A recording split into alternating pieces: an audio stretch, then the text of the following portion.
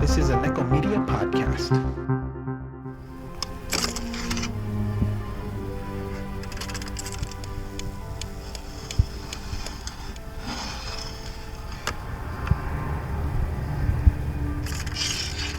What's your pleasure, sir? Welcome, Cinephiles and Cenobites. I'm your host, Annika P, and this is Cinebite 26. The boys Mox and Ono checked out David F. Sandberg's second full-length feature, Annabelle Creation, the prequel to 2014's Annabelle. Turns out Mox liked it, and Ono as well. Listen to what they had to say, enjoy the creepy music, the /tag configuration.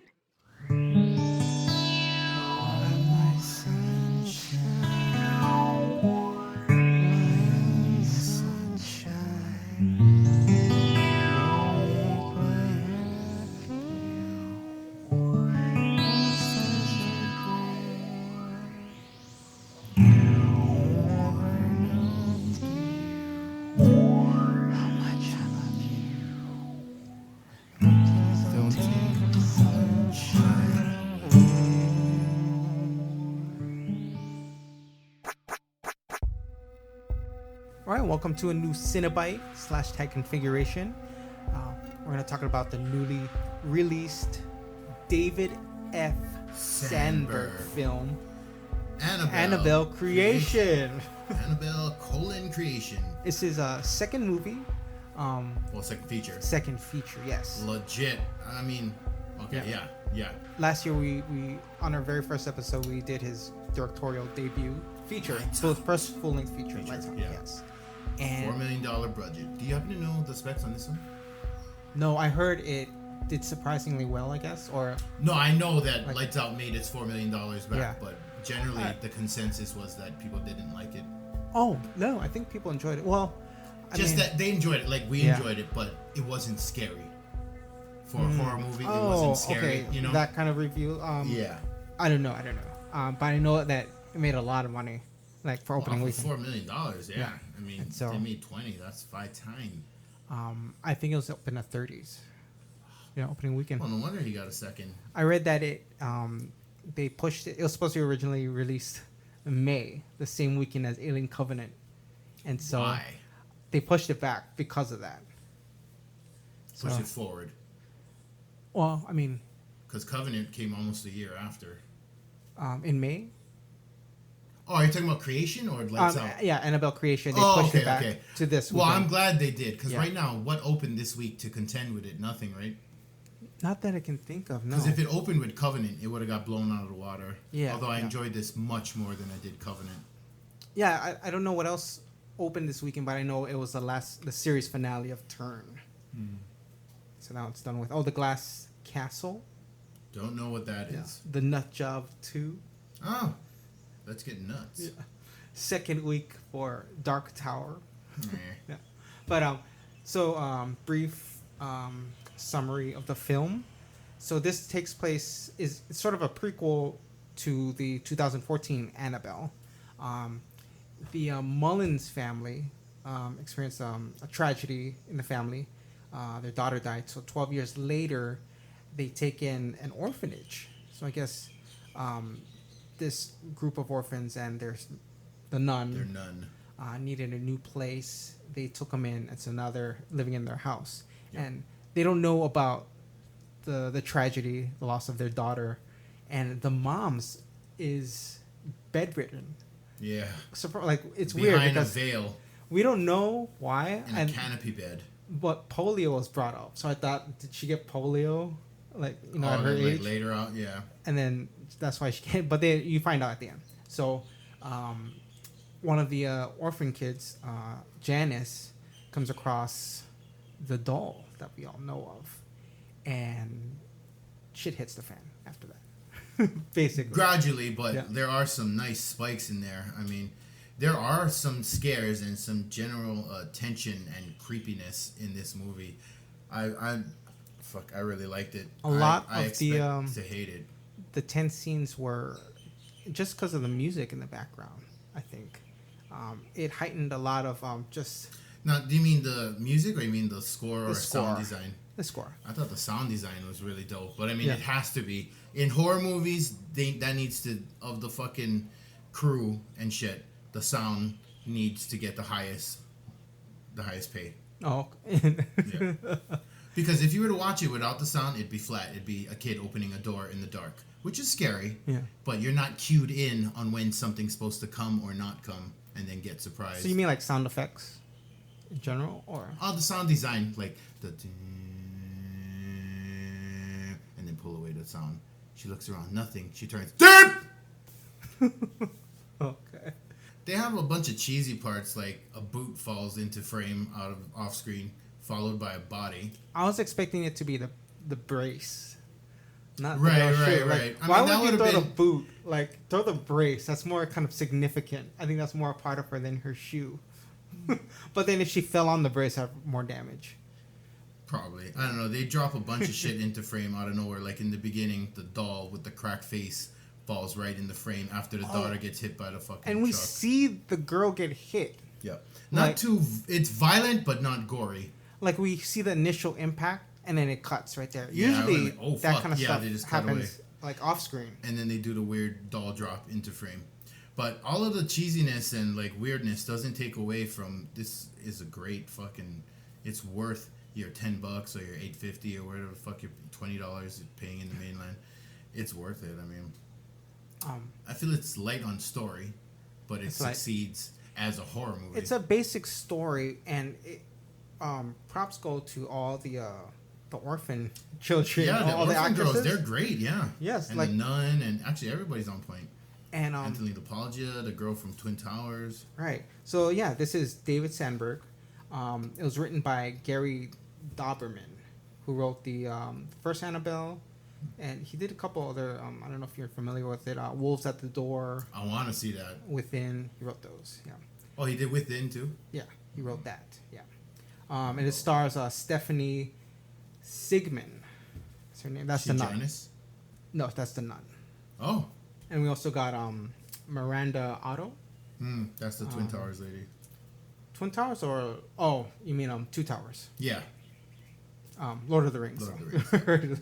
The hot redhead. Yeah, and Sister. and we got Anthony LaPaglia. I love that guy. You recognize him? I'm He's familiar pretty as diverse LaPaglia. with this. Yeah. With Wasn't he his the roles. kind? He played like Daphne's British brother. Yes, in, Simon Fraser. Moon. Yeah, from Manchester, and he was also in So I Married an Axe Murderer, Mike Myers' friend detective. Oh, Yeah, and like these are three different kinds of roles. He's he's got range for sure. definitely. Yeah, Yeah, he's a good one. and the Janice is played by Talitha Bateman. What the fuck are with these names? Yeah, and Talitha. we got Lulu Wilson, her friend. I like what they did. They went kind of Hitchcockian with Psycho. You think Janice is the main character, and in a sense she is, but she becomes the evil by the end. Yes, yeah. I mean, and yeah, she's in most when they first move into that house. It's all focused on her, and we already know something's up with the Mullins family. I mean, Oh yeah, like, that's fuck. and it turns out they actually knew of Annabelle or the demon, right? So in Annabelle, so the connection between the two movies, I was trying to figure out how are they going to bridge between these two movies, and so it turns out in Annabelle, the doll is in reference to Annabelle Higgins, who's a child of Peter and I think Sharon Higgins. In Okay, nobody knows those names. The neighbors who get murdered in the opening of Annabelle, their daughter was adopted, and We don't know actually that Janice until in creation. Yeah. So But see, the thing is, what I'm trying to figure out is that a demon needs to, their goal is to get a soul. Yeah. But that soul has to be offered. yeah, I told you, it's the fact that she played the game is the invitation, She accepted the invitation. and she kept going. That's how it gives power. And the way they transfer from demon to human, It was like a puke. Right? Oh my god. So I get puked in Janice's mouth, and now she's Annabelle. Yeah. So Annabelle is actually the daughter of Anthony LaPaglia and Miranda Otto. That's not. Oh yeah, that's her name, Annabelle. Yeah. And so it's weird that she gets named. Well, no, yeah, she keeps the name, but she takes the surname Higgins. Well, Higgins is the new Right. family. Yeah, but she kept Annabelle. Right. Oh, so it should have been Annabelle. Whatever Mullins. the fuck their name. Yeah. Oh wow. Woo. Yep. And they do spoiler, they do connect it. So this is like Final Destination 5. Because the Final Destination is 4, right? Less mind blowing, but they managed to bring it full circle, and it's awesome. They also gave a heads up to the forthcoming Nun movie. They did. So yeah, throughout the film we get David Sandberg kind of puts some elements of his The previous devices shorts from his shorts. Yeah. He works it all All masterfully in there. and organically into the fiber of Annabelle creation. So you got the demon in the photo. In the photo, You the got hallway that the you hallway, can't get yes, out of. Yes. The blanket with no one under it. The light bulbs. Oh, I forgot about that. The light bulbs. That's right. As it's cracking in the cracking, and then you got the last one, and you're Yeah. like, no. Okay, but body count in this film is 2. Unless you count Annabelle getting hit by the truck, 3. Who's the other 2? The parents murdered by. Oh, the right. demon. Okay, yes. Yeah. So it's really light on gore, but they do show gore in a really unexpected turn. Yes. Actually, it could be. This film it could work without any gore. It could work without any just like gore. a Sandberg short. It doesn't need. It's all just cinematography, the lighting especially too. He does play with darkness very well. It's a dark film from a lot of the time. He even works in Lights Out. Yeah, you can into see, yeah. The milieu of this film, or the mise en scène or whatever. Yeah, because it's. I want to say it was a lot of natural light. Like she walks backwards into the darkness with just the eyes glowing. Yes. And then she does the crack up thing and come tall and slender. But you think Lights Out is connected to this universe? No. Please let it be. Let it. Don't. Yes, Lights Out sucks. I mean, no, it doesn't. Lights Out. Actually, if they were to further it and make it scarier, they just gave us the bulk of the story in the first one. I feel it could be an interesting franchise. But as it stands, it's not scary. Lights Out. Lights Out. Oh, Yeah. okay. It's just beautiful to watch, like The Witch. It is. Like it is The Witch. so. The presentation of that film is so. It's pristine. It's very clean, and just nice to look at. And you enjoy everyone's performances as well in that one. And you see Lotta again at the Lotta end, Austin, making a yes. cameo. Woo! Director's wife. I want to see a more give her hopefully he works in more into his other stories too, because it looks like there's gonna be a Lights Out 2, and good. his Shazam, Sandberg. The fucking comic Shazam. Yeah. Sandberg's doing it. Yeah. That should be interesting. Yeah. Who knows? Shazam is one of the shittiest characters in DC. Fake ass kids coming of fake ass Superman, but whatever. Oh. So what do you like most of Annabelle creation? I like the unexpectedness that it managed to be scary. It not only was visually stimulating and creepy. Like, to me, horror needs to be scary, not just creepy. If you're a suspense thriller, you can be creepy, but horror, you need to be scared. And there were times where I was almost looking away. I was kind of positioning myself, preparing for a scare that may or may not come. So, I mean, to me, that they've done their They job. did that in the first movie too, where you're anticipating some kind of scared or jump scare, and sometimes it falls flat, or sometimes it does follow through. I feel, though, the first one was shitty, but the one scene that was scary in the basement was scarier than anything in the sequel or the prequel. But you can't have 90 plus minutes and only one scary tense part. That's why that one sucks. Which one in the basement? Oh, okay, that when she goes back in the elevator and Yes. And she's trying to press the fucking button, and then it starts coming, right, with its smokiness, and then it's coming up the steps. But that's all in the whole fucking movie. Yeah. but Sandberg does, some 6/7s a couple of times once the story gets rolling. There's a lot of flat and boring parts that aren't hinged on by any kind of real story or dynamic, but it's scary. Yeah. I thought it was a good balance though of let's see, story and tense parts. But it's worth it because then the tense parts pay off, and they are scary, and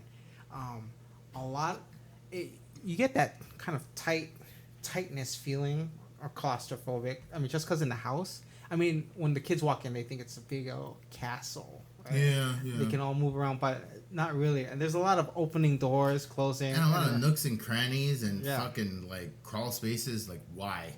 And why? The story does a good job of kind of the monster getting to pick off on each and every one of the kids. Not individually, but you got the two main girls who we introduced in the beginning, and then you got that group who share that same room. And so, and you hear the mother's jingle in the background. Oh yeah, like the it's like, calling for help bell. Say, why are you not helping? And that worked into that one scene where they're under the covers. That was a good one. Yeah. That reminded me a lot of The Others. Oh, okay. Yes. Another movie, or not another movie, but a movie I didn't like. You didn't like that one? No. Really? Too boring and not scary. The twist is great, but I had just seen The Sixth Sense a couple years before. I know it was exactly like that, and it's like, I thought it was good that they could tell the same story, but it was different approach. From the ghost point of view. It's interesting, but not good. Yeah. Whereas, in Others, everyone is dead, right? Yeah. Well, in retrospect, I've come to appreciate The Others, but don't be a horror movie with a dope ending if you can't be scary. If you're gonna just be creepy, go fucking do some other indie bullshit and be a thriller or suspense. Also, it provides us with tension, but it gives us a relief. Unlike movies like It Comes at Night, which the tension always mounts and it ebbs just ever slightly before building again. So if you're really into being gut knotted the entire movie, watch something like It Comes at Night. But if you want to kind of hold your breath and wait for the film to tell you when to scream or exhale, definitely come and see Annabelle Creation. Yeah. Well, I think if you want to see a dope-ass, bomb-ass horror flick, watch Annabelle Creation now. It's what, a PG-13, right? It's rated R. Wow. Yeah. I feel they could have gotten way better with an R rating. I thought they were just purposely trying to tone down for a PG-13. But even Lights Out, I guess, is R2, right? Which one? Lights Out. PG-13. Lights Out. Yeah. Oh. Yeah. No, that feels like a PG-13. Maybe because of the kill scenes, the little girl getting hit by the car. They showed that.